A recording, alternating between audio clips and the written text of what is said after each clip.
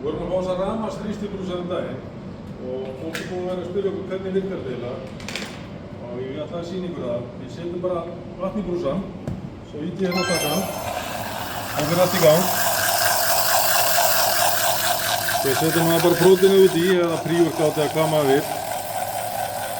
Ég vil eitthvað setja hérna 2 skeiðar eitthvað. Og þetta er gangið smá stund, lokar og slekkur.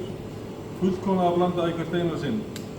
Og margir segja, býtu, veistu, af hverju getur maður ekki bara notað venjulega ristubrúsa? Jú, maður getur það alveg, en það sem er gott í þessa brúsa er að þeir blanda alveg fullkomlega, það er engin kekkir og það er ekkert vesen. Þetta er bara hlaðið með USB-snúru, bara svo GSM-sími. Þetta dugar í svona 10-15 prótísjeka, þá þarf maður að hlaða aftur.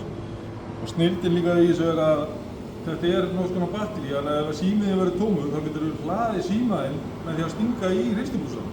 Þannig að það virkar líka á hinn veginn. Þannig að þetta er algjör snilld.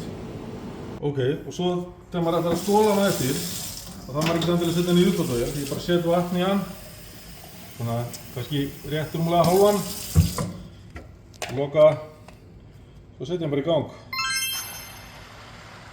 Bara svona aðeins. Þá erum við búin að skóla. Bingo. Svo getur maður líka alveg sett hann í uppþvotavélina ef maður vill. Þá bara skrúar maður mótorinn af og setur glasið í uppþvotavélina. Svo er einn snildi viðbót við þessa brúsa er að fylgir svona hólf með þeim. Það er svona lítið prótein geymsluhólf og setur bara próteinið eða prívorkátið í þetta hólf. Svo smellur það hérna ofan í. Það tekur þetta bara með þér í vinnuna eða skólan eða hvað þetta gera. Svo bara blandar þetta þegar þér hentar. Þetta er sérst hleðsluútgáfan. Svo líka til batterísvörsjón sem er aðeins ódýrari. Þá bara er sett batteri í græjuna. Þá er aldrei að pæla í að hlaða eða eitthvað svoleiðis eða þú nennir því ekki.